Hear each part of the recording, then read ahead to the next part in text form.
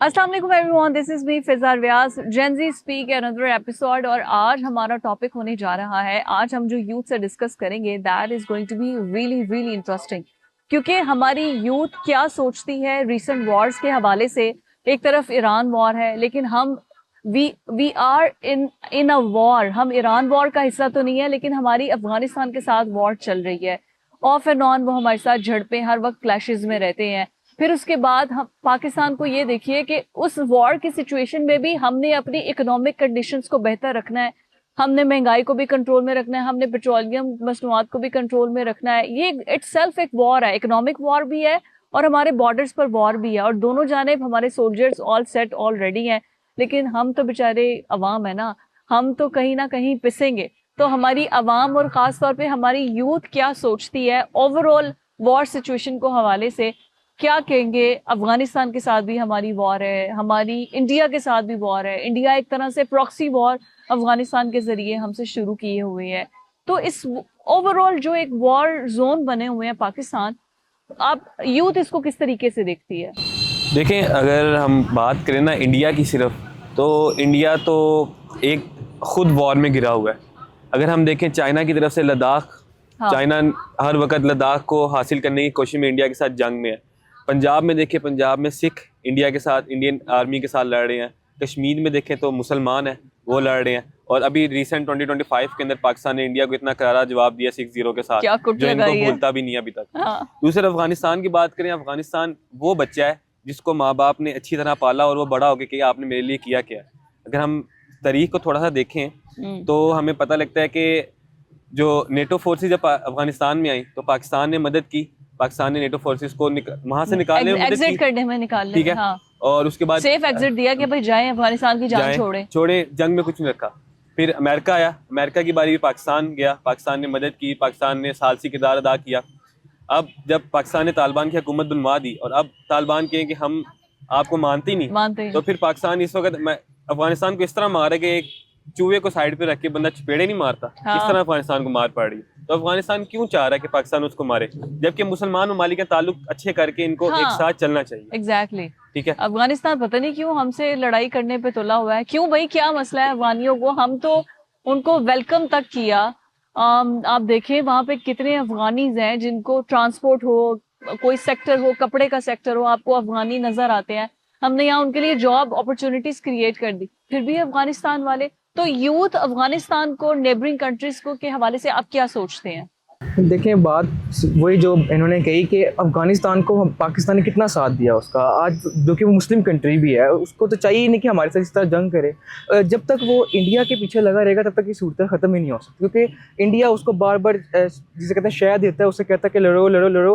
वो इतना बेवकूफ़ कंट्री है वो कि वो उस मुल्क के पीछे लगा हुआ है जिसका अपना ही कोई मुस्तकबिल नहीं है। वो आप देखें, हम अगर पीछे हिस्ट्री में देखें 1965 की भी जो जंग हुई, उसमें क्या किया उन्होंने? रात के टाइम हमला किया। इतने तो दिलेर हैं नहीं वो कि हमसे फेस टू फेस मुकाबला कर सके, ऐसा हो ही नहीं सकता। उनको पता है कि हमें अपने मुंह की खाएंगे, हम इंडिया को इस बात का इल्म है। फिर और लास्ट टाइम जो 2025 में भी जंग हुई, उसमें भी आप देख सकते हैं, मुझे आज भी याद है जब हमारे आर्मी चीफ ने बहुत अच्छे तरीके से उनको जवाब दिया। जो वो कह रहे थे, बड़े फख्र की हमारे लिए बात है जब उन्होंने कहा कि इंडिया हमें कहता है कि हम आपसे मुल्क छीन लेंगे, अगर उनकी 10 नस्लें भी आ जाएगी तब भी ये मुल्क हमसे नहीं छीन सके। तो इससे बड़ी हमारी इंडिया की आर्मी हो चाहे वो अफगानिस्तान की, उनकी बुजदिल कौम है। अवाम भी उनकी बुजदिल है, उनकी आर्मी भी बहुत बुजदिल है। वो सिर्फ बातें ही कर सकते और उनके अलावा वो कुछ भी नहीं कर सकते। अच्छा, वैसे एक बात, जैसे आपने चीफ की बात की, हाँ, मैं तो यही सोचती हूँ कि शुक्र है हमारे चीफ बहादुर हैं। हम इंडिया जैसे चीफ देख लो, बेचारे ना उनके एयरफोर्स ना उनकी चीफ, वो टेढ़ी सी टोपी पहन के आ जाता है, बेचारे को पता ही कुछ नहीं है क्या बोल रहे हैं क्या नहीं। रिसेंटली एक उनके चीफ ने ना बयान दिया था, उन्हीं का चीफ जो पॉडकास्ट में बता रहा था कि लास्ट जब 2025 के अंदर जंग होने लगी थी ना, तो उन्होंने जब मोदी को ट्वीट किया कि मुझे आप एक्शन दें, तो मोदी ने कहा जो करना है करो। जबकि सब ये उस वक्त हुकूमत का फर्ज होता है कि हुकूमत डायरेक्शंस दे कि आपने करना क्या है। हाँ, तो पूरा इतने वो बहादुर हैं कि वो डायरेक्शंस ही नहीं दे पा रहे अपनी फौज को कि आपने आगे नाहे अमल क्या इख्तियार करना है। एग्जैक्टली, क्या भाई ठीक है, जो आपका दिल करे करे। खाली इकोनॉमी स्ट्रॉन्ग करने से आप जंगे नहीं लड़ सकते। बेशक इंडिया की इकोनॉमी बहुत स्ट्रॉन्ग है, इस वक्त मेरा ख्याल 3rd या 2nd पे है, 3rd लार्जेस्ट इकोनॉमी उनका टारगेट है, लेकिन उनकी इकोनॉमी का सिर्फ हवा बनाया हुआ है। रियलिटी में वो इन्वेस्टमेंट किसकी है? अमेरिका की इन्वेस्टमेंट है, रशिया की इन्वेस्टमेंट है। अगर वो अपनी इन्वेस्टमेंट एकदम से उठा ले, इंडिया के पास क्या बचता है? कुछ भी नहीं बचता। ऐसे ही है।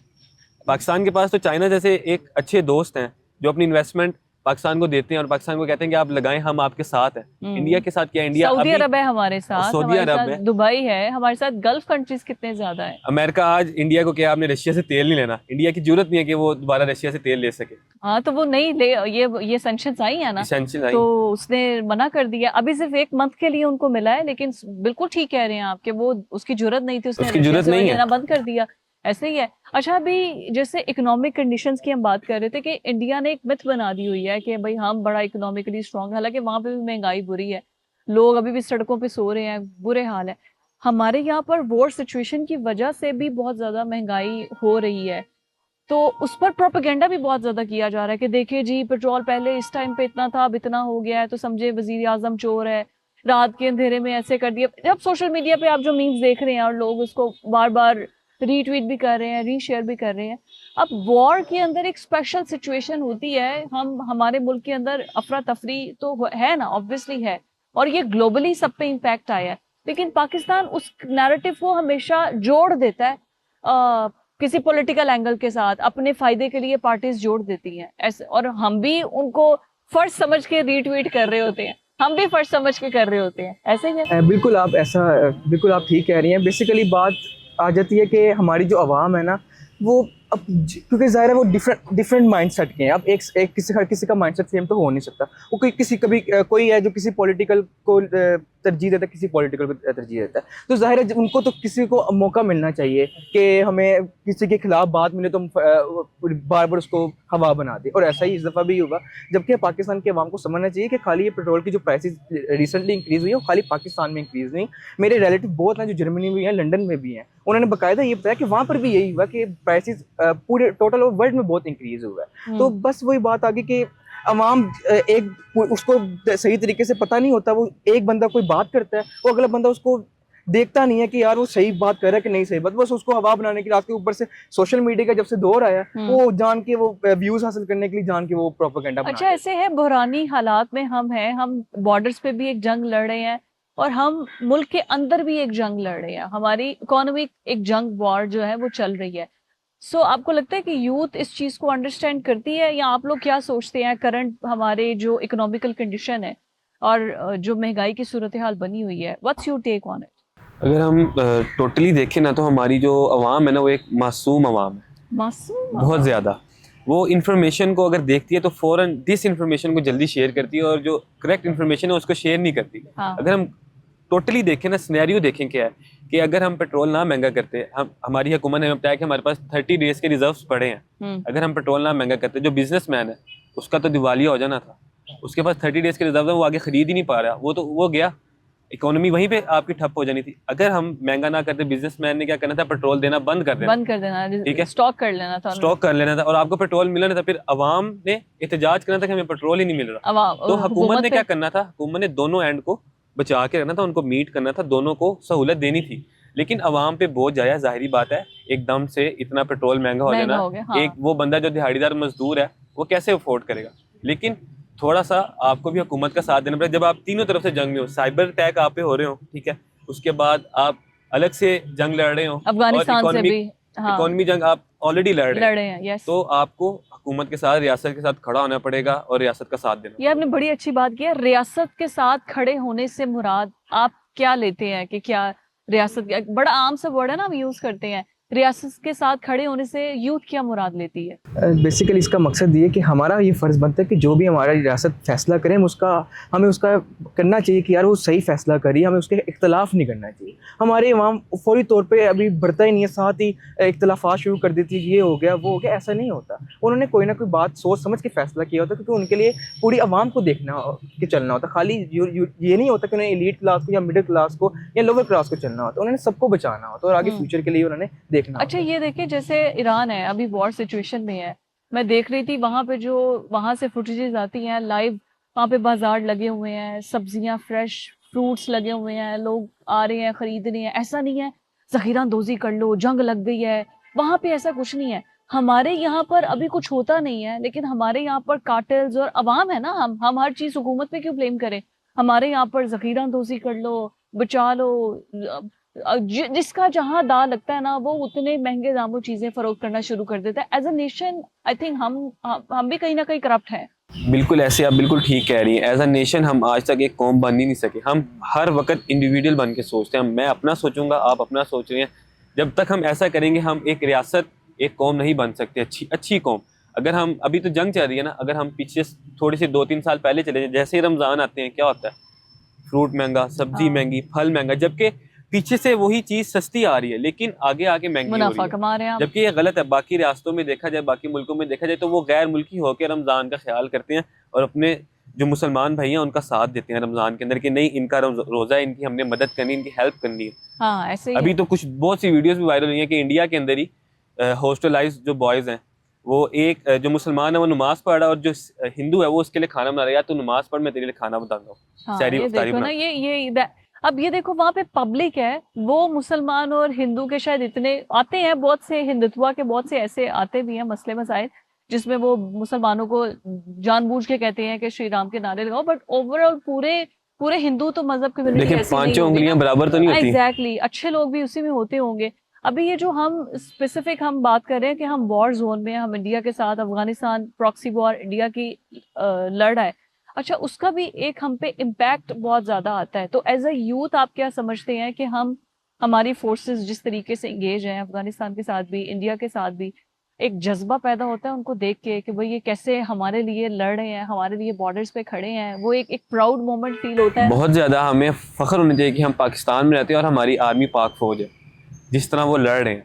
अगर कोई और होता तो शायद वो कब का छोड़ के भाग चुका होता। कि हम, मेरा ख्याल हमें 75-76 ईयर हो चुके हैं बने हुए, और हम 78। 78, तो तब से हम जंग के अंदर ही हैं। हाँ हम 4 से 5 जंगें लड़ चुके हैं, ठीक है, अपनी होगी, अफगानिस्तान की होगी, 2 जंगें तो हमने अफगानिस्तान की लड़ी हैं, तो अपनी तो हम लड़ रहे हैं, साथ दूसरे ममालिक की भी लड़ रहे हैं। लेकिन हमारी फोर्सेस का खैर मकदम करना चाहिए जो इस बहादुरी से लड़ रही हैं, और हमारे आर्मी चीफ का जो ऑलरेडी सैयद घराने से और ऊपर से हाफिज़ कुरान है, तो उनका जज्बा ही क्या ही होगा। क्या ही होगा, ऐसी बात है। अच्छा मैं ये हैरान होती हूँ कि इंडियन वैसे तो अपने आप को बड़ा कहते हैं कि हम ऐसे हैं और हम वैसे हैं, और बॉलीवुड मूवीज उनकी देख लें, क्या पाकिस्तान से आके वो तैयारे उड़ा के यहाँ से लोगों को बचा के ले गए, पता नहीं क्या फनी फनी मूवीज वो बनाते रहते हैं, लेकिन रियलिटी में उनके जासूस पकड़े जाते हैं।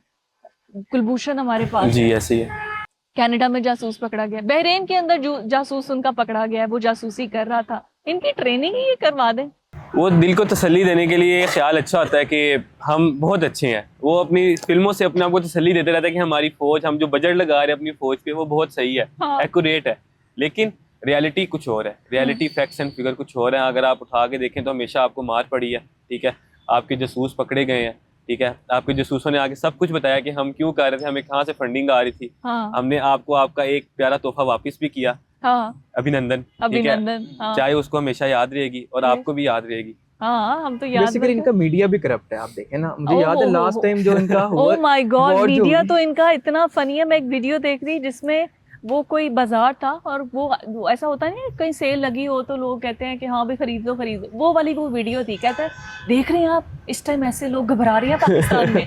ओ माय गॉड क्या नहीं, प्रोपेगेंडा। मैंने तो यहाँ तक देखा है बाकायदा उनकी जो मीडिया उनकी अपनी आवाम को बता रहा है कि हम लोग तो लाहौर के अंदर एंटर हो चुके हैं और हम लोग बादशाह बंजी तक पहुंच चुके हैं, बस वाह। ये बहुत जल्दी हम लोग वाह। पूरा पंजाब को कवर कर लेंगे। उनके ये उनका मीडिया बहुत के- मीडिया करप्ट है। उनके मीडिया के मुताबिक तो आधा पाकिस्तान इस वक्त उन्हीं के उनका पास हो है। चुका हाँ हाँ होगा। उनका हो ऐसा ही चुका है है। उनके मीडिया। अच्छा ये मीडिया वॉरफेयर जैसे है कि ये भी एक बड़ा एंगल है कि मीडिया पे हम अलग तरीके से लोगों को करप्ट कर रहे हैं, उनको पोल्यूट कर रहे हैं उनको कि भाई देखिए पता नहीं आपकी फौज ने क्या कर दिया, हालांकि खुद अपने तैयारे गिरा गिरू के वापस भी चले गए वो लोग।